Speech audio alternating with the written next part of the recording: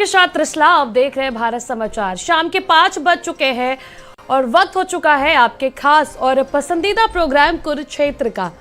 और अब जैसा कि आप सभी जानते हैं, उत्तर प्रदेश में भले ही सर्दियां बढ़ रही हो, लेकिन उपचुनाव ने मौसम को गर्म कर रखा है। मैनपुरी, खतौली, रामपुर उपचुनाव आगामी 2024 चुनाव की लिटमस टेस्ट की तरह है, जिसके लिए सभी राजनीतिक पार्टियां अपने कील कांटे मजबूत करने में लगे हुए हैं। अखिलेश यादव मुलायम सिंह यादव का गढ़ बचाने में लगे हुए हैं, जिसके लिए वो कोई कोर कसर नहीं छोड़ रहे हैं। वही बीजेपी जनता पार्टी भी पूरी मजबूती के साथ मैदान में है। भारतीय जनता पार्टी ने अभी सभी दिग्गजों को चुनावी मैदान में उतार दिया है, ताकि वह एक बार फिर ये बता सके कि उत्तर प्रदेश में भारतीय जनता पार्टी ही पसंदीदा पार्टी है। वही दूसरी तरफ अखिलेश यादव ने सभी मनमुटाव चाचा शिवपाल के साथ खत्म कर लिए हैं। वो घर घर जाकर चुनावी प्रचार कर रहे हैं, ताकि अपना वो गढ़ बचा सके और ये भी बता सके कि भारतीय जनता पार्टी को चुनाव हराया जा सकता है।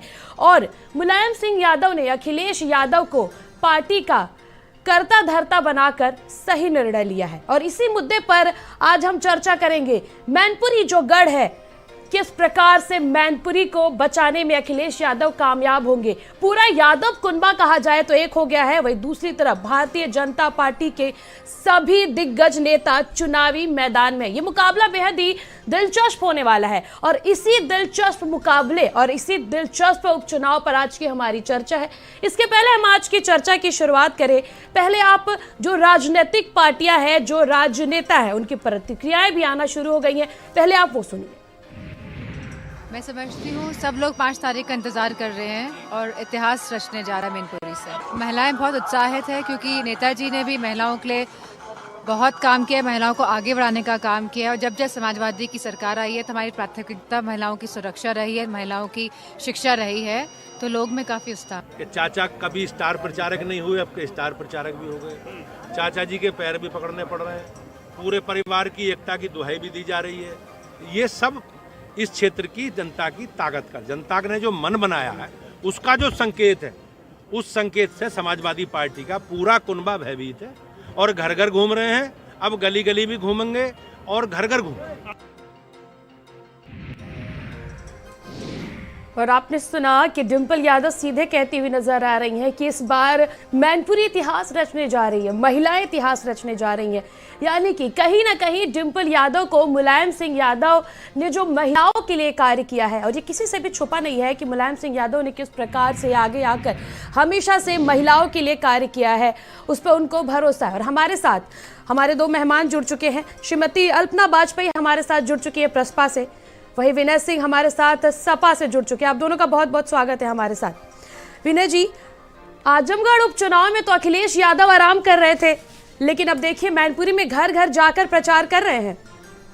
देखिए, आराम करने की कोई बात नहीं है। और आजमगढ़ में सारे नेता मौजूद थे और माननीय राष्ट्रीय अध्यक्ष जी का विधानसभा भी है करहल, तो कहीं न कहीं अपने विधानसभा की वजह से आज मैनपुरी में प्रचार कर रहे हैं। और प्रचार क्या है कि चुनाव समाजवादी पार्टी बहुत आसानी से जीत जाए, क्योंकि हमारे राष्ट्रीय अध्यक्ष जी ने जो काम किया है, जो समाजवादी गवर्नमेंट में जो उन्होंने काम किया था, उस काम के बूते जो मैनपुरी को एक सुंदर मैनपुरी बनाया था, आज वो वहाँ की हर जनता जानती है और देख रही है। जितने भी कार्य वहाँ पर आप देखेंगे, चाहे हॉस्पिटल हो, चाहे विद्यालय हो, चाहे सड़कें हो, सब समाजवादी गवर्नमेंट में बना था। हमारे नेताजी के सांसद रहते हुए बना था।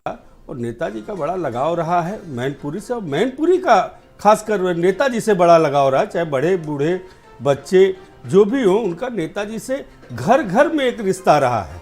हर घर के लोग उनसे कहीं न कहीं व्यक्तिगत जुड़े हुए थे। और बहुत नेताजी को मैनपुरी के लोग एक अपनी श्रद्धांजलि के रूप में अब की बार का चुनाव एक ऐतिहासिक रूप से जिताने जा रहे हैं। और इसमें कोई दो राय नहीं है कि अब की बार इतिहास रचा जाएगा। बिल्कुल, हमारे साथ बाकी के भी मेहमान जुड़ चुके हैं। पहले उन सब का परिचय मैं आपसे करा दूं। हमारे साथ मईशा अलावत आरएलडी से जुड़ चुकी हैं।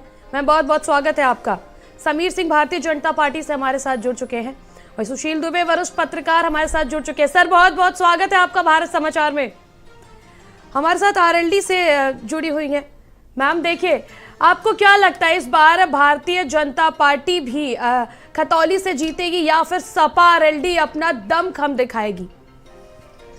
देखिए, भारतीय जनता पार्टी ने जो प्रत्याशी मैदान में उतारे हैं, तो एक सीधे तौर पे ऐसा लग रहा है भाजपा में लीडरशिप की बिल्कुल अभाव है, क्योंकि उन्हें पूरे खतौली में कोई और नहीं मिला जिसको सुप्रीम कोर्ट ने खारिज कर दिया।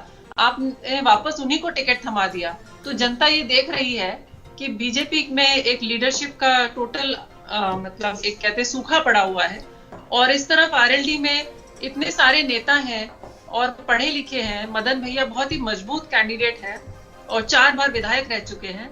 तो मेरे ख्याल में जनता देख रही है किसका पलड़ा भारी है, तो गठबंधन की जीत तो निश्चित है। बिल्कुल, हमारे साथ भारतीय जनता पार्टी से समीर सिंह जुड़े हुए हैं। समीर जी, आपका पूरा हाई कमान पूरे दमखम के साथ उपचुनाव में खड़ा है। आपके सीएम कहते हैं कि हमने जितना कार्य किया है पिछली सरकारों ने उतना कार्य नहीं किया, उसके बाद भी इतनी मजबूती के साथ आप लोग मैदान में हैं। देखिए त्रिशला जी, भारतीय जनता पार्टी हर चुनाव को चुनौती के रूप में लेती है। हमारे लिए मैनपुरी भी उतना महत्वपूर्ण है जितना रामपुर है और जितना खतौली है। अभी मैं बहन जी को सुन रहा था, मनीषा जी को प्रत्याशी पर चर्चा कर रहे थे। मदन भैया अगर लोकदल के आदर्श हैं तो उन्हें मुबारक हो। बहन जी ने ये नहीं बताया कि मदन भैया किस विधानसभा के रहने वाले हैं, किस जिले के रहने वाले हैं। उन्हें ये भी उल्लेख करना चाहिए कि मदन भैया कहाँ के रहने वाले हैं। और इनके नेता जयंत चौधरी जी ने 2022 की विधानसभा में मतदान नहीं किया था। उत्तर प्रदेश के महापर्व में एक बड़े नेता का मतदान न करना ये बताता है कि कहीं ना कहीं जयंत जी की मनसा राजनीतिक क्षेत्र में उत्तर प्रदेश के अंदर काम करते हुए कैसी है, यह उत्तर प्रदेश की जनता जानती है। रही बात मैनपुरी की, तो निश्चित रूप से त्रिशला जी, भारतीय जनता पार्टी मैनपुरी जीतेगी। हम आजमगढ़ भी जीते, हम रामपुर भी जीते, और हमारा नारा है सबका साथ, सबका विकास और सबका विश्वास। माननीय योगी आदित्यनाथ जी के नेतृत्व में जो उत्तर प्रदेश का विकास हुआ, चाहे वो प्रधानमंत्री आवास हो, सड़कें हो, बिजली हो, नाली हो, सुरक्षा हो, लाइन ऑर्डर के सवाल पर रहा हो, स्वास्थ्य के क्षेत्र में रहा हो, किसान सम्मान निधि रही हो, बिजली की बात रही हो, हमने उत्तर प्रदेश के 75 जिले को बिजली दिया। हमने समाजवादी पार्टी की तरह भेदभाव नहीं किया। हमने जितना मैनपुरी को दिया उतना गोरखपुर को भी दिया। हमने जितना रामपुर को दिया उतना कन्नौज को भी दिया। इस नाते हम कह सकते हैं कि माननीय योगी आदित्यनाथ जी के नेतृत्व में जो उत्तर प्रदेश विकास के रास्ते पर जा रहा है, जो तरक्की के रास्ते पर जा रहा है, हमारा सशक्त संगठन और मजबूत सरकार, विकास का इरादा भारतीय जनता पार्टी का कमल खिलाने में हमको मदद करेगी। और आपने देखा अभी हमारे प्रदेश अध्यक्ष जी मैनपुरी के दौरे पर हैं, बड़ी सभाएं हो रही हैं, बड़े कार्यक्रम हो रहे हैं। हमारे सभी कार्यकर्ता, हमारा संगठन बूथ स्तर तक का संगठन लगा हुआ है, और हम इस चुनाव को भी बड़े बहुमत के साथ जीतेंगे। और अखिलेश यादव की घबराहट, अखिलेश यादव के कुनबे की घबराहट ये बता रही है कि मैनपुरी उनके हाथ से निकल चुका है और मैनपुरी की जनता स्वतंत्र होना चाहती है। मैनपुरी की जनता परिवारवाद से मुक्ति चाहती है। मैनपुरी की जनता अपराध से मुक्ति चाहती है। मैनपुरी की जनता गुंडों से मुक्ति चाहती है। मैनपुरी की जनता विकास में अपना योगदान देना चाहती है। और मैनपुरी भी उत्तर प्रदेश का एक आदर्श जिला है और उत्तर प्रदेश के विकास में मील का पत्थर साबित करना चाहती है मैनपुरी। ये मैनपुरी की जनता का मन है। ये जनता के मन को माननीय प्रदेश अध्यक्ष जी भी बता रहे थे, और हमारे बाकी नेता भी घर घर जा रहे हैं। सरकार की योजनाओं को हम जनता के बीच में ले जा रहे हैं, उनका हमको समर्थन मिल रहा है। लेकिन आप लोग तो हमेशा से कहते हैं ना कि जनता ने तो कार्य देखा है, जनता कार्य देखी है। जब जनता के लिए आपने किया है तो योजनाओं को घर घर पहुंचाने की जरूरत कहां से पड़ गई? नहीं, देखिए त्रिशला जी, हमारा काम है सरकार की योजनाओं का लोगों तक बताना, सरकार की उपलब्धियों को बताना, अपने कामों को बताना, और हम काम के आधार पर चुनाव लड़ रहे हैं। हम चर्चा करते हैं, हम किसानों के लिए काम किया, हम नौजवानों के लिए काम किया। 5.5 लाख सरकारी नौकरी आज तक के इतिहास में उत्तर प्रदेश की किसी भी सरकार ने नहीं दिया। 2,500 करोड़ रुपया गुंडों की संपत्तियों को हमने जब्त किया। हमने किसी से भेदभाव नहीं किया है। हमने हमेशा पारदर्शिता के आधार पर सरकार चलाई है और संगठन मजबूत संगठन के आधार पर। हमारे साथ अल्पना वाजपेयी जुटी है प्रसपा से। अल्पना जी, अखिलेश यादव ने मंच पर शिवपाल यादव का पैर छुआ, आपको क्या लगता है डिंपल यादव को इसका कितना फायदा मिलेगा उपचुनाव में? देखिए, पूरी तरह से जनता ये जानती है कि मैनपुरी आदरणीय नेताजी का क्षेत्र है और ये कहने की ज़रूरत नहीं, विश्व के नक्शे पे अगर सैफई को मैनपुरी को लाने का काम किसी भी नेता ने किया था तो आदरणीय हमारे मुलायम सिंह जी थे। और आज उनकी बहू जब लड़ रही हैं मैदान में तो कोई शक व शुबा है ही नहीं कि वहाँ पे कोई और पार्टी जीत सकती है। डिम्पल जी भारी मतों से जीतेंगी और शिवपाल जी तो सदैव ही परिवार के लिए, समाजवाद के लिए कोई भी त्याग करने को हमेशा तैयार रहे, शुरू से उन्होंने त्याग किया है। तो इसमें कुछ कहने की ज़रूरत ही नहीं कि जब भी परिवार की बात होगी, समाजवाद की बात होगी तो वो हमेशा मजबूती के साथ नेताजी के लिए खड़े रहेंगे। और उन्होंने हमेशा ये बात कही है कि मैं उनका अनुज हूँ और मैं अखिलेश जी में जब नेताजी की छवि को देखता हूँ तो ये कहने की कोई बात ही नहीं है कि वो परिवार से या पार्टी से कहीं अलग हैं। चुनाव में डिम्पल जी बहुत बहुमत से जीतेंगी और निश्चित तौर पे शिवपाल जी के पार्टी के साथ जुड़ने से और अखिलेश जी ने जो सम्मान उन्हें दिया है उसका असर जनता पे पूरी तरह से दिख रहा है। और सबसे बड़ी बात, आज बीजेपी के बड़े बड़े कद्दावर नेता अगर वहाँ पे जा रहे, घर घर तक बातों को पहुँचा रहे, वो भी इलेक्शन के समय में, तो आप खुद सोच सकती है कि बीजेपी किस हद तक अपने को असहाय महसूस कर रही है कि अगर वो घर घर तक नहीं पहुंचे तो शायद उन्होंने जो भी काम किए वो जनता नहीं जान पाई। अल्पना जी अभी आपने कहा कि जिस प्रकार से अब अखिलेश यादव शिवपाल यादव को सम्मान दे रहे हैं, इसका फायदा मिलेगा। पहले भी 2022 का चुनाव आपने देखा था कि शिवपाल और अखिलेश एक साथ मिलकर लड़े थे, फिर उसके पहले जब उपचुनाव हुआ दोनों अलग हुए। ये साथ कितना लंबा चलेगा? इस बार फिर से दोनों एक साथ आए, फिर से अखिलेश यादव ने सम्मान दिया, जबकि पहले उन्होंने ये कहा था कि जिसको सम्मान नहीं मिल रहा है, जिसको लगता है सम्मान नहीं मिल रहा है, वो अलग हो सकता है। आपको क्या लगता है ये साथ कितना लंबा चलने वाला है इस बार? देखिए, मेरा जहाँ तक मानना है आदरणीय नेताजी की मृत्यु के बाद में पार्टी ने, परिवार ने बैठकर बहुत फैसले किए होंगे और मुझे ऐसा अब नहीं लगता है कि ये साथ जो है वो क्षणिक साथ है, ये लंबा चलेगा और चलना भी चाहिए। और मैं तो इस प्रार्थना भी करूंगी अखिलेश जी को भी सद्बुद्धि रहे और पार्टी के लोगों को भी, सब लोग ये सोच कर ही चले कि जब तक शिवपाल जी का साथ वो लोग नहीं लेंगे तो पार्टी कहीं ना कहीं लड़खड़ाती नजर आएगी।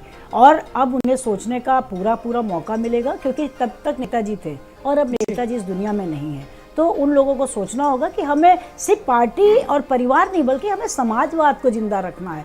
और समाजवाद के लिए लड़ने वाले जितने भी बड़े नेता रहे, चाहे वो जनेश्वर मिश्र जी रहे हो, चाहे रामशरण दास जी रहे, चाहे कपिल देव सिंह रहे हो, चाहे ब्रजभूषण तिवारी जी रहे, तमाम बड़े बड़े नेता, बेनी वर्मा जी रहे, ये सारे लोग समाजवादी पार्टी से जुड़े रहे, मधु लिमैया जी रहे हों। तो जो एक इतनी बड़ी थाती हम लोगों को मिली है और जिन्होंने समाजवादी पार्टी में रहकर समाजवाद को आगे बढ़ाया है, तो निश्चित तौर पर मेरा मानना ये है कि सबको मिलकर, चलिए ये तो आने वाला वक्त ही बताएगा कि अखिलेश यादव और कितनी देर तक शिवपाल यादव को सम्मान देते हैं। तो आने वाला वक्त हमारे साथ वरिष्ठ पत्रकार सुशील दुबे जी जुड़े हैं। सुशील जी, जिस प्रकार से दोनों पार्टियां विकास का दावा कर रही हैं, अभी आपने सुना होगा कि डिम्पल यादव ने कहा था कि महिलाओं के लिए जितना नेताजी ने किया है, महिलाएं इस बार इतिहास रचने जा रही हैं। वहीं भारतीय जनता पार्टी लगातार कह रही है कि हमने जो कार्य किया है, जो विकास किया है, उसके दम पर हम उपचुनाव जीतेंगे। और आप भी इस चीज को देख रहे होंगे कि उपचुनाव 2024 लोकसभा के लिटमस टेस्ट की तरह है, तभी सभी राजनीतिक पार्टियां अपने अपने कील कांटे मजबूत करने में लगी हुई हैं। किस तरह से आप देखते हैं इस उपचुनाव को? तसला जी, द डिबेट में ब्रजेश जी के साथ जी और कई चैनलों पर और मैं अपने फेसबुक पर भी कई बार लिख चुका हूँ जी। पहली बार तो मैं इस पक्ष का था कि ये चुनाव होना ही नहीं चाहिए था जी।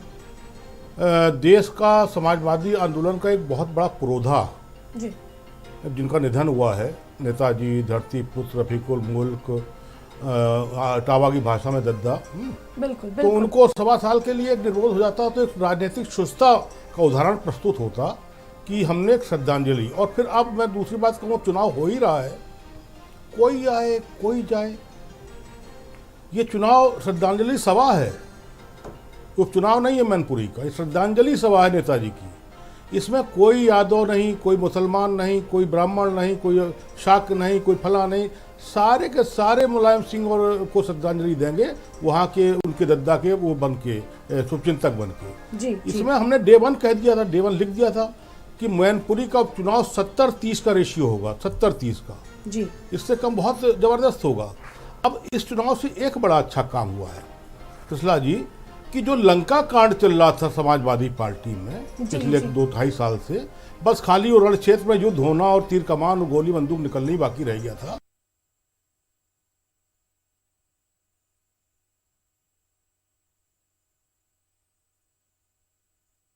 रण क्षेत्र में युद्ध होना और तीर कमान और गोली बंदूक निकलनी ही बाकी रह गया था।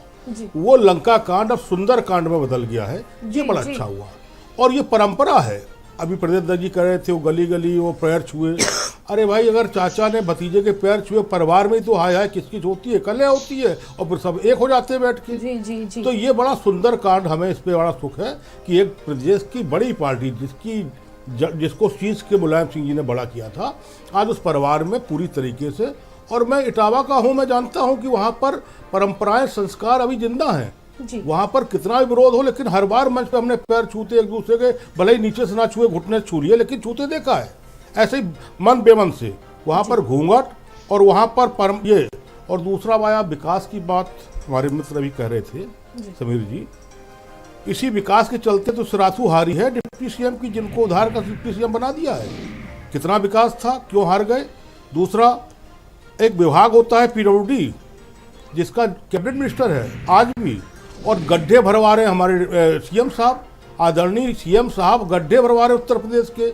पिछली बार भी केशव जी गड्ढे भरवा रहे थे। भरे जाएंगे दुबे जी ना, गड्ढे अगर सड़क में होंगे तो गड्ढे तो भरे जाएंगे ना। क्यों आप चाहते नहीं क्या कि सड़कें गड्ढा मुक्त हो। समीर जी गड्ढा मुक्त होना चाहिए ना। मेरी बात आप सुन ले, फिर उसके बाद मैं आपकी बात पूरी सुनूंगा। गड्ढा मुक्त तो होना चाहिए, बिल्कुल होना चाहिए, बिल्कुल। राजनीतिक गड्ढा, सड़क का गड्ढा, किसी किस्म का गड्ढा हो, सांप्रदायिक गड्ढा, आप इस बात पर खुश हैं, मैं भी चाहता था। लेकिन ये काम पीडब्ल्यूडी का है, परिवार की पार्टी, काम योगी का नहीं है, ये काम पीपी के सीएम का नहीं है। दुबे जी आप अपनी जानकारी पूरी करिए, बताइए। मुख्यमंत्री पूरे उत्तर प्रदेश का मुख्यमंत्री तो होता विभाग है। क्यों है, पीडब्ल्यूडी विभाग क्यों है, नगर विकास विभाग क्यों है। जी आप वरिष्ठ हैं, थोड़ा हमारा भी सुन लीजिए। आप ही का सुन रहे थे, मैंने बोला था। आप थोड़ा मेरी भी सुन लीजिए। आपका सुन रहा था, मैंने बोला था। आपने आपका सुन रहा था, मैंने बोला था। नहीं, आपने ऐसा प्रश्न किया, जवाब देने आपका भी वक्त आएगा, दीजिए। आपने ऐसा प्रश्न किया। चलिए समीर जी मेरी बात सुनिए। समीर जी मेरी बात सुनिए। होता है भारतीय जनता पार्टी कहती है, आपका जवाब समीर जी मेरी बात सुनिए। अभी आपने कहा कि परिवार की पार्टी। सुशील सर, मैं आपसे रिक्वेस्ट करना चाहूंगी, प्लीज 2 मिनट दें आप मुझे। सुशील सर मुझे 2 मिनट। समीर जी मेरी बात सुनिए। अभी आपने कहा कि परिवारवाद, वंशवाद का आपने नाम लिया। भारतीय जनता पार्टी लगातार ये कहती नजर आती है कि जातिवाद और वंशवाद की राजनीति भारतीय जनता पार्टी नहीं करती। फिर भी आप लोगों ने ठाकुर और शाह के वोटों को साधने के लिए साग के हित उतारा है। बताएं। मैंने साग के वोटों को साधने के लिए साग के नहीं उतारा जी, तो भारतीय जनता पार्टी के निर्णय में साग के हमने लड़ाया। हम सभी समाज के लोगों से वोट मांग रहे हैं। हाँ, ये जरूर है कि समाजवादी पार्टी ने यादव अध्यक्ष को हटा के, जिला अध्यक्ष यादव था, यादव को हटा के साग के जिला अध्यक्ष चुनाव में बना दिया। और उत्तर प्रदेश की सभी इकाइयां समाजवादी पार्टी की आज के दिन में बंद है। और मैं दूसरा दुबे जी का ज्ञान बढ़ाना चाहता हूँ थोड़ा सा। मुख्यमंत्री कैबिनेट का अध्यक्ष होता है। कैबिनेट के सभी मंत्रियों का मुख्यमंत्री नेतृत्व करता है। इस नाते मुख्यमंत्री किसी भी विभाग में निर्देश देने का अधिकारी होता है। मुख्यमंत्री किसी भी विभाग की समीक्षा करने का अधिकारी होता है। मंत्री उनका सहयोगी होता है। दुबे जी वरिष्ठ सदस्य हैं, वरिष्ठ पत्रकार हैं, मैं भी इनका सम्मान करता हूं, लेकिन हमें लगता है कि दुबे जी ये आपका तथ्य सही नहीं है। दूसरा, दुबे जी की ही बात पर श्रद्धांजलि सबने व्यक्त की, हमने भी व्यक्त किया, हमारी पार्टी ने भी किया, माननीय मुख्यमंत्री जी ने भी किया, माननीय प्रधानमंत्री जी ने भी किया जी। लेकिन अखिलेश यादव जी पूर्व मुख्यमंत्री हैं, कल्याण सिंह भी इस उत्तर प्रदेश के मुख्यमंत्री थे। क्या अखिलेश यादव जी ने एक पुष्प भी अर्पित किया था कल्याण सिंह को? नहीं किया था। राजनैतिक मर्यादा का पालन होना चाहिए। स्वार्थ में अगर शिवपाल जी के घर गए अखिलेश जी, वही अखिलेश जी ने चिट्ठी दे के निकाला था, उसी अखिलेश जी ने शिवपाल जी को अपनी बैठक में नहीं बुलाया था और कहा था स्वतंत्र हैं, जहां जाना चाहे चले जाए। हमने नहीं कहा था त्रिशला जी, उनका अपमान समाजवादी पार्टी ने किया था। चलिए, ठीक और है, वही विनय- जाके विनय जी माफी मांगे। बताइए हमारे लिए कि- कोई विषय ये बिल्कुल, नहीं है। बिल्कुल, हम बिल्कुल। तो कह रहे हैं कि हम जनता के सेवक हैं, जनता के बीच में जाएंगे, अपने कामों को लेके जाएंगे, अपने उद्देश्यों को लेके जाएंगे, अपने विचारों को लेके जाएंगे। ठीक है, आपकी बातों का जवाब विनय जी देने के लिए है त्रिशला जी यहाँ पर। 30 सेकंड अपनी बात खत्म कर चलिए दूंगा। खत्म करिए, जल्दी खत्म और करिए। बहन हमारी अल्पना जी बड़ी बहन है, हम सबसे सीनियर रही हैं, छात्र नेता रही हैं। अभी उन्होंने कहा कि अखिलेश जी को सद्बुद्धि आ जाए। मैं भी चाहता हूं कि अखिलेश जी को सद्बुद्धि आ जाए। लोकतंत्र में विपक्ष मजबूत होना चाहिए, बचकाना नहीं होना चाहिए। कोरोना की वैक्सीन को भाजपा की वैक्सीन किसने बताया? अखिलेश यादव जी ने। कोरोना में कहीं गए नहीं, किसी का फुर्सा हाल नहीं पूछा। उत्तर प्रदेश के अंदर ट्विटर चलाने से उत्तर प्रदेश की राजनीति नहीं होगी। उन्होंने काशी का अपमान किया, उन्होंने कोरोना के पेशेंटों का अपमान किया। वो आजमगढ़ हार गए, उनकी सीट थी, आजमगढ़ छोड़ के गए थे विधानसभा लड़ने। कितनी बार आजमगढ़ गए अखिलेश जी को बताना चाहिए। और मैनपुरी भी वो हारेंगे। पराजय का डर सता रहा है कि अखिलेश जी अपने चाचा और भतीजे का पैर छू रहे हैं और माफी मांग रहे हैं। चलिए विनय, ये ठीक माफी है, इस ठीक बात है, की बिल्कुल, नहीं है, बिल्कुल। इस विनय जी माफी देखिए, इस बात की सीधा- है कि मेरी पत्नी समीर सिंह जी कैसे हमारे सांसद हो साथ जाए, इस विनय बात सिंह की जुड़े हैं, माफी उनके मांग पास रहे हैं आना। अखिलेश बिल्कुल, यादव जी। देखिए, आरोप ये प्रत्यारोप उनका का दौर स्वार्थ तो है, जारी रहेगा, ये उनकी लेकिन जिस राजनीति प्रकार से नहीं, कैंडिडेट उनकी उतारे स्वार्थ गए की उससे राजनीति साफ है। पता चलता है कि कौन किसकी राजनीति कर रहा है इस बार। सीधा सीधा पता, आपने कहा ना जनता देख रही है, बिल्कुल जनता देख रही है कि कौन किस चीज की राजनीति कर रहा है। और आने वाले वक्त में बिल्कुल जनता, विनय सिंह जी सीधा सीधा ये इल्जाम लगाए अखिलेश यादव का पर, जब श्रद्धांजलि की बात हुई स्वर्गीय नेताजी की, तो ये सीधा सीधा आरोप लगा है कि जब कल्याण सिंह जी का निधन हुआ था तो एक पुष्प तक अर्पित नहीं किया था अखिलेश यादव ने। क्या कहेंगे आप उस पर? देखिए, समीर जी ने अभी तक बहुत सारी बातें कही हैं, जी। लेकिन मैं इनका थोड़ा सा ज्ञान अभी कुछ चीज़ों पे मैं भी बढ़ाने का प्रयास करूंगा। और रही बात, इन्होंने कहा कि माननीय राष्ट्रीय अध्यक्ष जी ने शिवपाल जी का पैर छुआ है, तो चाचा और भतीजे का रिश्ता है, और रिश्ता कैसा है क्या नहीं है अब कैमरे के सामने आकर के आपको दिखाया नहीं गया, क्योंकि आप लोग कैमरा लोभी हो। हर चीज आप रिश्तों को भी से लेकर के आप हर चीज कैमरे पर दिखाना चाहते हैं। एक मिनट बात सुन लीजिए, पहले आप बोल रहे थे, बीच में नहीं बोले। कहा कि हमारे और चाचा के बीच समझौता हो गया। ये भाजपा के किसी नेता ने बिना बाबू नहीं कहा। पहले आप बात बीच में नहीं बोला, ये किसी बीजेपी के नेता ने नहीं कहा। ये झूठ ये अखिलेश यादव ने कहा। ये डिम्पल यादव जी के साथ शिवपाल जी का पैर छूने के बाद अखिलेश जी ने ट्वीट किया कि हमारे मतभेद खत्म हो गए। भाजपा के किसी नेता ने ट्वीट नहीं किया। 2012 ये आरोप मत लगाओ मेरे ऊपर, ये आरोप मेरे ऊपर मत लगाओ। अपमान भी आपने किया था और पैर छू के जो सम्मान दिया उसको ट्वीट भी आपने किया। ये भाजपा ने नहीं किया, इसका भाजपा से कोई लेना देना नहीं है। हमारे लिए शिवपाल और अखिलेश एक ही चक्के बट्टे हैं। समाजवादी पार्टी की सरकार में दोनों ने उत्तर प्रदेश को लूटा था, दोनों ने लूटा था उत्तर प्रदेश को, दोनों ने लूटा था उत्तर प्रदेश को, दोनों की साठगांठ थी उत्तर प्रदेश को लूटने के लिए। हमारे लिए शिवपाल यादव आदर्श नहीं है, आपके लिए आदर्श है। अपमान भी अखिलेश ने किया था और माफी भी मांगने अखिलेश गए, स्वार्थ के चक्कर में गए, वोट के चक्कर में गए, पत्नी को जिताने के चक्कर में गए। हमारे लिए नहीं गए बाबू, आप झूठ मत बोलो, आपके झूठ बैठ की के पाठशाला झूठ मत बोलो। पत्नी को जिताने के लिए अपने अपमान को उन्होंने स्वीकार किया और शिवपाल जी के पास गए कि पत्नी हमारी जीत जाए। हर आदमी करता है, बेटे और पत्नी की मोहब्बत तो होती ही है, जिताने के लिए हर काम करता है आदमी। अखिलेश जी भी कर रहे हैं, हमको क्या आपत्ति? भारतीय जनता पार्टी को इससे कोई आपत्ति नहीं है। ये अखिलेश जी की राजनीति है, अखिलेश जी कर रहे हैं, समाजवादी पार्टी की राजनीति है, ये समाजवादी पार्टी कर रही है। हमारा तो कोई लेना देना नहीं, हमारा तो जनता से लेना देना है, हमारा तो विकास से लेना देना है। माननीय मुख्यमंत्री जी का उत्तर प्रदेश की तरक्की से लेना देना है। हम तो कह रहे हैं कि हम विकास को पसंद करते हैं, तरक्की की बात करते हैं, हम परिवार की बात नहीं कर रहे। परिवार की बात तो अखिलेश यादव ने किया। ट्वीट किसने किया था? इनके यहाँ हैसियत भी है किसी ट्वीट मंत्री किसने की। किया था कि हमारे परिवार में एक आओ सामने क्या कोई बोलेगा? किसने क्या किया कोई था? काम करेगा? भाजपा ने किया पूरा था? उत्तर प्रदेश आज बीमार अखिलेश हालत यादव ने में किया पड़ा था। हुआ है। अरे ऐसे आज बोलने उत्तर से क्या प्रदेश की होगा? हालत ऐसे बोलने से क्या होगा? जवाब दो ना।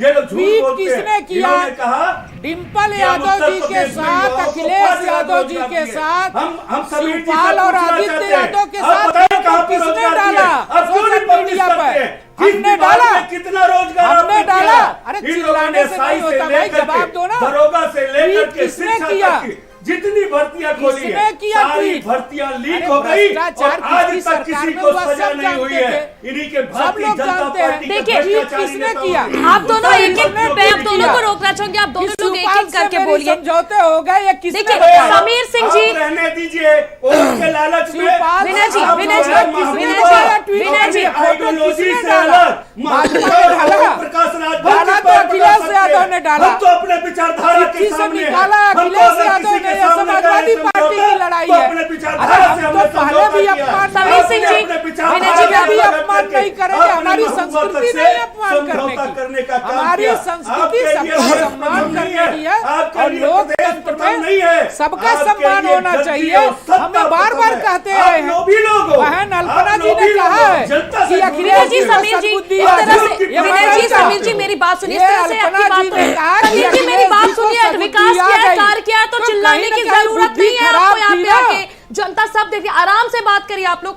आप सभी यहाँ पर सम्मानित लोग हैं, कैसे आप लोग अपनी बात को जनता के सामने रख रहे हैं। अभी आपने कहा कि आपको जनता के बीच में जाकर अपने अरे जो त्रिशला योजना, जी, मेरी होगा बात सुनिए, तब मेरी विकास बात है। सुनिए, मैं तो ये मेरी- पूछ रहा हूँ हैं, सबका साथ कि सबका विकास। शिवपाल आप जी लोग और यहाँ पर आदित्य बात यादव उत्तर के प्रदेश का साथ विनाश फोटो किसने और ट्वीट युवाओं किया? आज वो युवाओं आरोप को जो लगा है, रहे वो भारतीय जनता बेरोजगार पार्टी करके पर। रख दिया। हमने कहा किया? आत्महत्या करने पर किया तो मजबूर कर अखिलेश दिया। यादव ने किसका किया। विकास किया इन्होंने? तो आप आरोप हमारे इन्होंने ऊपर क्यों अपने लगा रहे हो? नेताओं का विकास अरे भाई, किया है। आपको हार का अपने डर सता नेताओं रहा है, भ्रष्टाचारी अखिलेश जी को नेताओं का डर विकास सता रहा किया है, पत्नी को किसका सांसद विकास किया बनाना इन्होंने? है, झूठ पत्नी बोलते को हैं ये लोग। सांसद बनाना, इनका बेचारी शीर्ष 2 बार हार नेतृत्व से चुकी लेकर है, के फिरोजाबाद नीचे हार तक चुकी है, झूठ की कन्नौज हार चलाता चुकी है। है, कहीं सिर्फ मैनपुरी झूठ ना बोलते हार हैं जाए ये इसके देखिए, चक्कर में आप लोग जो बिहेव करें, समीर जी मेरी बात सुनिए, आपने अभी बोला कि आपकी योजनाएं जनता तक जाती है, आप जो भी मैं थोड़ी शिवपाल जी के घर गया समर्थन मांगने। विनय जी, मेरी बात भाजपा सुनिए। समर्थन मांगने मैं शिवपाल आप जी के दोनों घर की गई आवाज नहीं। म्यूट करा दूंगी, कोई फायदा और नहीं होगा इस डिबेट का। त्रिशला जी, इस तरह से आप लोग अपना पक्ष त्रिशला नहीं जी, रख पाएंगे।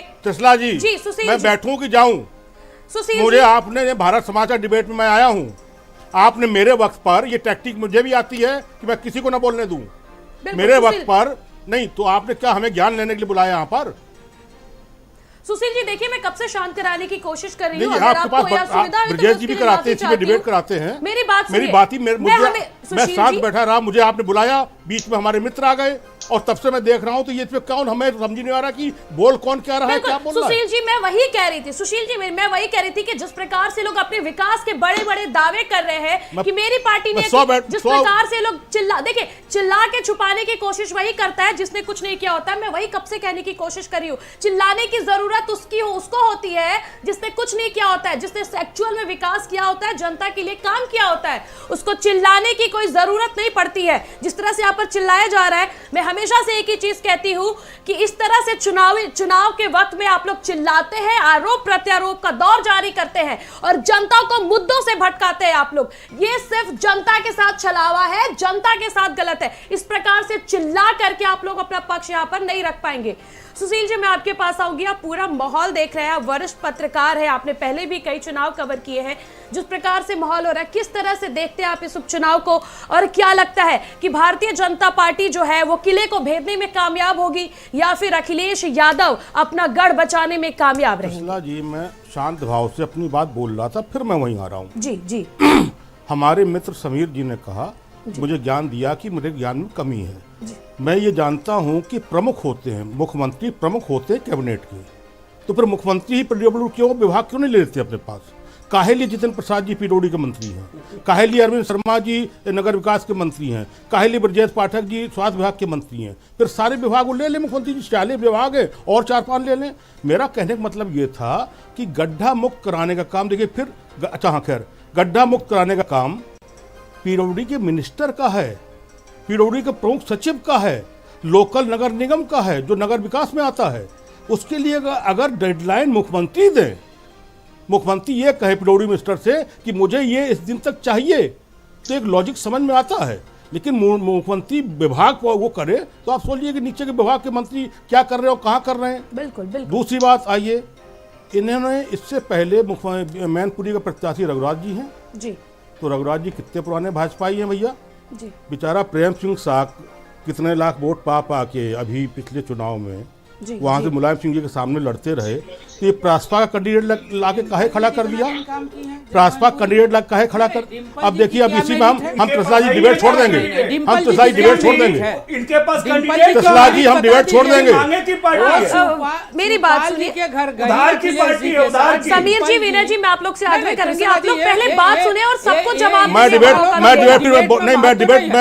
नेता नहीं हूँ, मैं नेता प्रवक्ता पार्टी का नहीं हूँ, मैं नेता प्रवक्ता पार्टी का नहीं हूँ, मैं नेता प्रवक्ता किसी पार्टी का नहीं हूँ, मैं किसी नेता प्रवक्ता पार्टी का नहीं हूँ। जी समाजवादी पार्टी के प्रवक्ता के रूप में बैठे डिबेट कर, मैं किसी पार्टी के, मैं तो पूछ रहा हूँ दिव्य जी से कि डिम्पल यादव मैनपुरी में कितने दिन काम की है। अभी मैं बोल दूंगा कि खतौली पे ये नंबर 21 है तो ये बड़े प्रसन्न हो जाएंगे, अभी बड़े व्याकुल है ना, अभी मैं बोल दूंगा रामपुर में प्रसन्न हो जाएंगे कि ये जीत रहे हैं, अभी बड़े प्रसन्न हो जाएंगे ना। और मैं तो साफ साफ बोल रहा हूँ, मैं तो साफ साफ बोल रहा हूँ, मैं तो साफ साफ बोल रहा हूँ, सर्टिफिकेट नहीं चाहिए। आपके जैसे लोग रोज हराते हैं, आप ऐसे लोग जो पार्टी के प्रवक्ता, खाली पार्टी के प्रवक्ता, खाली पार्टी प्रवक्ता, खाली माइंड पे करती हैं, रोज जीत रही है, रोज जीत रही है। आप जवाब नहीं दे पाए, सिराथू में क्यों हार गए, सिराथू में क्यों हार गए, प्रासपा कैंडिडेट क्यों ले आए, प्रासपा कैंडिडेट क्यों ले आए, प्रासपा कैंडिडेट क्यों ले आए, प्रेम सिंह साहब कहाँ चले गए, प्रेम सिंह साहब कहाँ चले गए, प्रेम सिंह साहब कहाँ चले गए, गड्ढा मुक्त सीएम क्यों करा रहे हैं, प्रेम सिंह साहब कहाँ चले गए, थोड़ी तय करोगे, थोड़ी तय करोगे, कहाँ चले गए, क्या करेंगे क्या नहीं करेंगे, आप तय करो ना। अखिलेश यादव क्या करेंगे, शिवपाल क्या करेंगे, आप मुलायम सिंह जी को श्रद्धांजलि दो, जो कल्याण सिंह मोदी में बैठ गए, श्रद्धांजलि दो आप बैठ के, आप पत्रकार हो जो कल्याण सिंह लोकतंत्र का हल्ला बोला, आप कल्याण सिंह जिसने पत्रकारों को मारा, जिसने पत्रकारों को मारा, जिसने पत्रकारों को मारा, जिसने लोकतंत्र पर हमला किया, आप उसकी चाकरी कर रहे हैं, आप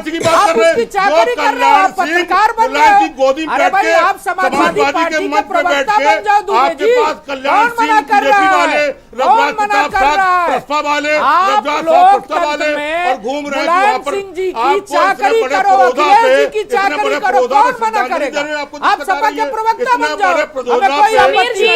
समीर जी आपने लोकतंत्र की बात करी है, तो लोकतंत्र में हर कोई स्वतंत्र होता है अपना पक्ष रखने के लिए। आप एक पत्रकार को ये नहीं कह सकते कि जाके प्रवक्ता बन जाओ। पूरी लड़ाया गया, आपको महिला का आप बता दो हमको, आप कल्याण सिंह आपके समाजवादी पार्टी में मैनपुरी लड़ने के लिए समीर जी आप अपना पक्ष तो रख दीजिए, आप लगातार सोने जा रहे हैं। आपके कल्याण सिंह हिंदू नेता प्रताप यादव कार्यकर्ता नहीं थे समाजवादी पार्टी के, जो आज सांसद रह चुके हैं, आपके सिरमौर, मुलायम सिंह के प्रतिनिधि थे। मैं सवाल पूछ रहा हूँ, देखिए मैं दोनों को रोक क्यों हो रहे हो, प्लीज चुप हो जाइए, पर क्यों हो रहे हो, मैं आप दोनों से यही कहना चाहूंगी कि प्लीज आप बहुत चुप हो जाइए। आप हमको एक सवाल का देखिए, आप लोग यहाँ आगे मेरे डिबेट का माहौल मत बिगाड़िए, मैं आप लोगों से आग्रह करूंगी। समीर जी मुझे भी आती है, समीर जी सवाल का जवाब दे दीजिए। समीर जी आपके किसी सवाल का कोई जवाब यहाँ नहीं मिलने वाला है। समीर जी आप झूठ बोलते हैं, आप बताइए 2008 से लेकर के 2012 तक कितने मेगावाट क्षमता थी, कहते बिजली आपने दिया है, आप बताइए कितनी आपने पावर स्टेशन लगाने में, झूठ बोलते हैं, परिभाषा है ये बता दें, झूठ बोलते हैं, लोगों को भ्रमित करते हैं आप। मुझसे जवाब ले लीजिए, मुझसे जवाब बताइए ले कितने लीजिए। मेगावाट क्षमता सुशील थी? जी मैं आपके पास आऊंगी, सुशील जी मैं आपके पास आऊंगी। जब समाजवादी सरकार गई है उत्तर प्रदेश में कुल जाकर के 19,722 मेगावाट क्षमता थी और 2008 में 9,632 मेगावाट क्षमता थी। आज की तारीख में 20,000 मेगावाट बिजली मिलती थी उत्तर प्रदेश के अंदर समाजवादी पार्टी की सरकार में। अरे पहले जाके पता करो, तुम्हारे गोरखपुर को नहीं मिलती थी, गोरखपुर के रहने वाले हो, तुम्हारे गांव में कितनी बिजली मिलती थी, कितनी बिजली दी सिंह कितनी मिलती थी, बताओ ना। समाजवादी पार्टी की सरकार में क्या घंटे बिजली रहती थी? हम 75 जिले को 20 घंटे बिजली देते हैं, हम मैनपुरी को भी देते हैं। बोलते हैं मैनपुरी को भी देते हैं। फालतू बातें मत करो बैठ के चैनल पर, कह रहा हूँ फालतू बातें मत करो बैठ के चैनल पर, बैठ के चैनल पर फालतू बातें मत करो, जानकारी पता करो।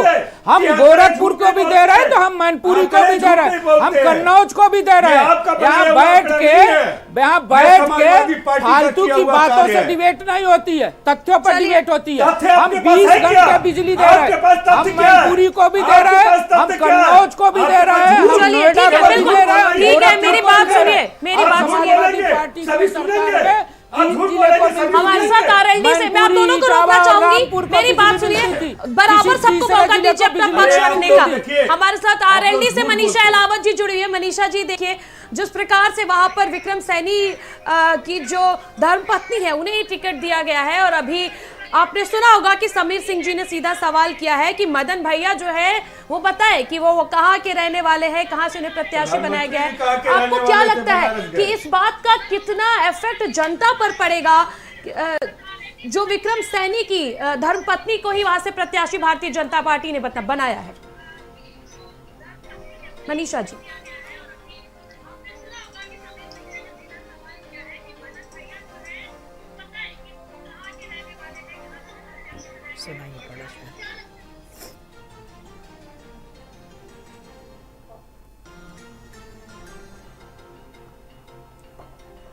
त्रिशला जी मैं बता देता हूँ, मदन भैया एक सेकंड समीर जी प्लीज, मैं आपसे रिक्वेस्ट करूंगी आप ब्रेक होने के। समीर जी हमारे साथ कल्पना जी जुड़ी हुई हैं प्रश्न से। राजनीतिक ज्ञान है, मदन भैया खेसरा विधानसभा। आप प्लीज आप दोनों चुप रहे, मनीषा जी को बोलने दें। गाजियाबाद के रहने वाले आप दोनों चुप रहे, मनीषा जी विधानसभा।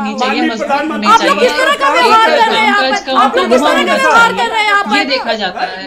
अभी डिम्पल जी के बारे में समीर जी मनीषा जी को बोलने दें। अब ये मुझे बताएं मनीषा जी एक कि सेकंड, आप सवाल कर देते, समीर जी बात नहीं क्या सुनते काम हैं। किया है, उनकी क्या क्वालिफिकेशन है, ये बताएं। बिल्कुल मनीषा जी अपना पक्ष अब दोबारा से रखें। मैं ये पूछना चाहती हूँ भाजपा के जो प्रवक्ता हैं, मेरा उनसे ये सवाल है, बताएं कि राजकुमारी जी की क्या क्वालिफिकेशन है, मेरे क्या सवाल का अनुभव है, जवाब उन्होंने तो क्या दे दीजिए, काम वो किया बता है। दूंगा आपको। राजकुमारी जी हमारे विधायक जी, इनकी सदस्यता गई है, खतौली की और जो क्यों गई? कैंडिडेट खतौली इन्होंने की बनाई सदस्यता है, क्यों उनके गई? बारे में कुछ बताएं। नहीं बता दे रहा हूँ। खतौली के विधायक की सदस्यता क्यों गई आप जानती हैं? इस नाते गई कि मुजफ्फरनगर के अंदर जो घटना हुई थी अखिलेश यादव की सरकार में, जो दंगा हुआ था, उत्तर प्रदेश का सबसे बड़ा दंगा था, जिसमें 2 महिला लड़कियों को मुस्लिम लड़के छेड़ रहे थे, विरोध करने पर उनकी हत्या की गई, 2 हिंदू लड़कों की। किसी बहन की इज्जत बचाना, आप महिला हैं बहन जी, आप लोकदल की प्रवक्ता, किसी महिला को छेड़ने वाले, लड़की को छेड़ने वाले को रोकना क्या अपराध है क्या? उन 2 लड़कों ने उनको रोकने का काम किया था, जो मुस्लिम लड़के उनको रोज छेड़ते थे। मुजफ्फरनगर का दंगा उत्तर प्रदेश के अंदर एक दाग है, बदनुमा दाग है मुजफ्फरनगर का दंगा। समीर जी देखिए, मुद्दे से मत भटकिए। उसी घटना में, एक सेकंड समीर जी, मुद्दे से मत भटकिए। आज टॉप चुनाव है, उसी घटना में सजा हुई है, और सुप्रीम कोर्ट ने और हाई कोर्ट ने उसको रोकने का काम किया। हाई कोर्ट ने जो सजा हुई है 2 साल की, उस पर रोक लगाई है, उसका फैसला सुरक्षित है, फैसला आने वाला है। आपने टिकट वापस उनको क्यों थमाया? क्या खतौली में भाजपा में कोई ऐसा नेता नहीं जो भाजपा में इस लायक हो कि चुनाव लड़ ले? वो हमारा कार्यकर्ता है, उसने मुजफ्फरनगर की घटना में लड़ाई लड़ने का काम किया था, वो मुजफ्फरनगर की घटना में लोगों की जान बचाया था, वो विक्रम सैनी मुजफ्फरनगर की घटना में लोगों की जान बचाया था, लोगों को बचाने का काम किया था, लड़कियों को न्याय दिलाने का काम किया था। समीर जी आप मनीषा जी के सवालों का जवाब दीजिए। राजकुमारी सैनी की क्वालिफिकेशन बताइए। देखिए मुद्दे से मत भटकिए, आप उपचुनाव के रहिए, मुद्दे से आप लोग मत भटकिए। आप सुनना चाहो तब तो बताइए। मैं तो बता रहा हूँ कि वो विधायक की पत्नी है, और मैंने इसमें लड़ाया कि विधायक ने रामपुर के अंदर जब अखिलेश की सरकार में दंगा हो रहे थे, आजमगढ़ की सरपरस्ती में हिंदुओं के कत्लेआम हो रहे थे, तो उस समय हिंदुओं को बचाने का काम किया था, उस समय हिंदुओं को बचाने का काम किया था, दंगा को रोकने का काम किया था। हम इस नाते, वो बहादुर कार्यकर्ता हमारा, उसकी पत्नी है, हम एक बार नहीं 10 बार लड़ाएंगे।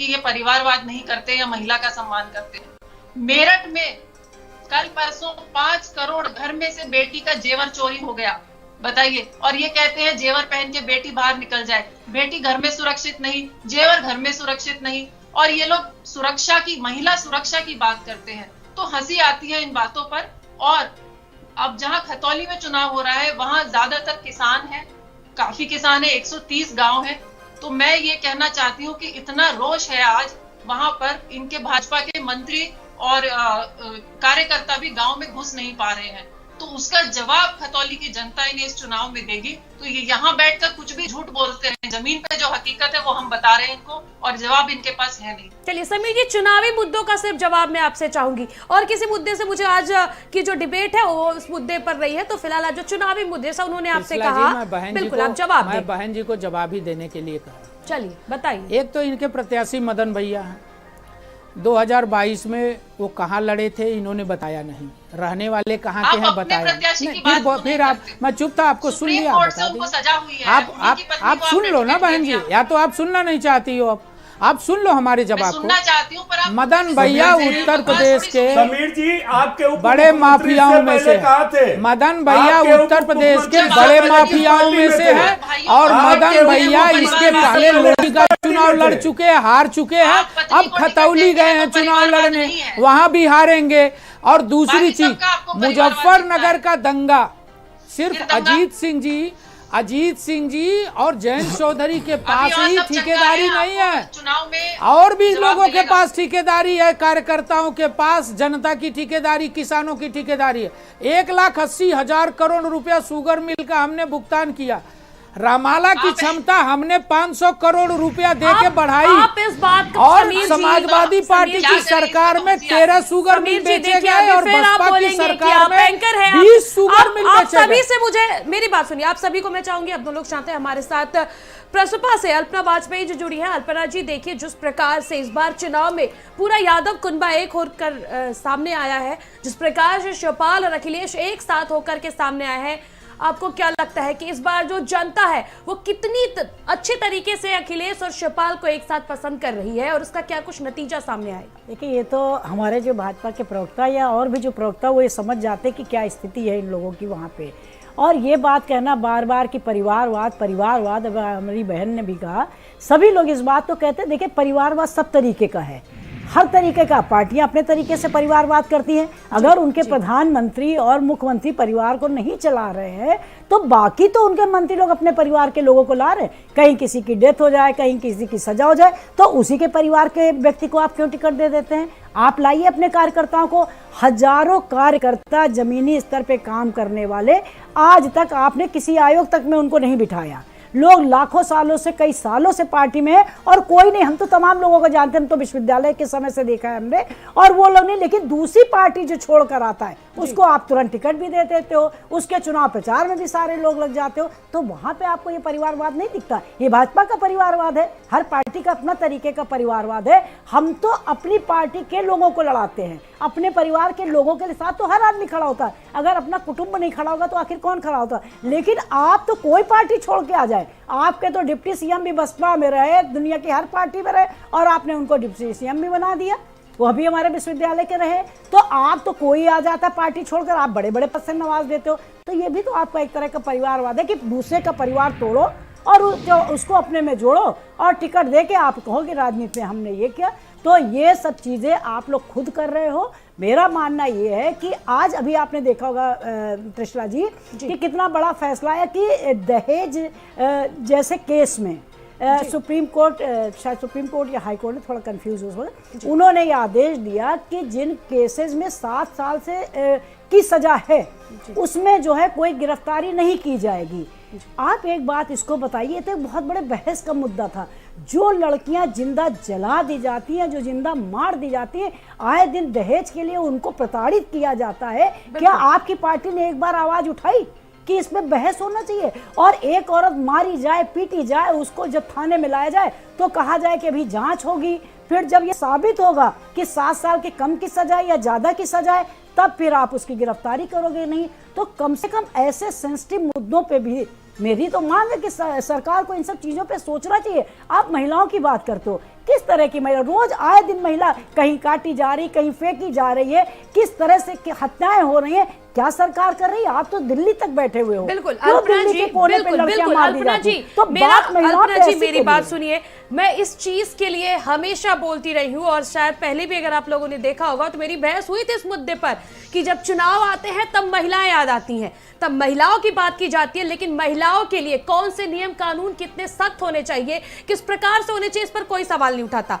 चाहे वो पक्ष हो, चाहे वो विपक्ष हो, कोई भी वो राजनीतिक पार्टी हो, अगर इतनी मजबूती के साथ महिलाओं के लिए सवाल, मैं नाम तो नहीं लूंगी, लेकिन कितनी ऐसी महिलाएं हैं जो बड़े बड़े ओहदे पे बैठी है, कैबिनेट में है, जब उनकी सरकार नहीं होती है तो महिलाओं के हक के लिए प्रदर्शन पर बैठ जाती हैं, लेकिन जब उनकी सरकार में महिलाओं के साथ कोई भी ऐसी अप्रिय घटना होती है तो वो एक ट्वीट तक नहीं करती हैं। तो इस प्रकार से महिलाओं की स्थिति पे मैं हमेशा कही हूं कोई बात ना करे।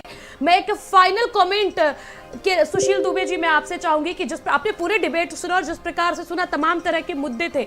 आज का हमारा मुद्दा फिलहाल महिला से जुड़ा हुआ नहीं है, आज का हमारा जो मुद्दा है वो उपचुनाव का है और कहीं ना कहीं उपचुनाव जो है वो सेमीफाइनल के रूप में देख रही है सभी पार्टियां। किस प्रकार से देखते हैं आप इसको? सेमीफाइनल है भी नहीं भी है, दोनों चीजें हैं। जिस हिसाब से प्रत्याशी उतारे गए हैं, जी जी, कहीं पर पत्नी उतार दी गई, कहीं पर प्रसपा का कैंडिडेट उतार दिया गया बीजेपी की तरफ से। ओरिजिनल तो प्रेम सिंह साग थे, उनका हक बनता था। वहाँ पर खतौली में जो वर्कर था बीजेपी का, उसका हक बनता था, भले उस संघ का होता, वहाँ भी पत्नी को दे दिया। आकाश सही है, आकाश रामपुर का बिल्कुल परफेक्ट, वो उसने संघर्ष किया, लड़ा। हाँ, ये है कि जो चुनाव का रिजल्ट आएगा वो आने वाले वक्त का वो सीन तय करेगा कि 24 में क्या होगा। लेकिन अभी 24 बहुत दूर है। अभी मोदी ऐसे बहुत बड़े डिजाइनर पीएम हैं हमारे देश के, और अभी तमाम भारत जोड़ो यात्रा भी चल रही है। बहुत कुछ सीन बदलेगा राजनीति का, लेकिन ये चुनाव कुछ नहीं कभी लिटमस टेस्ट होगा।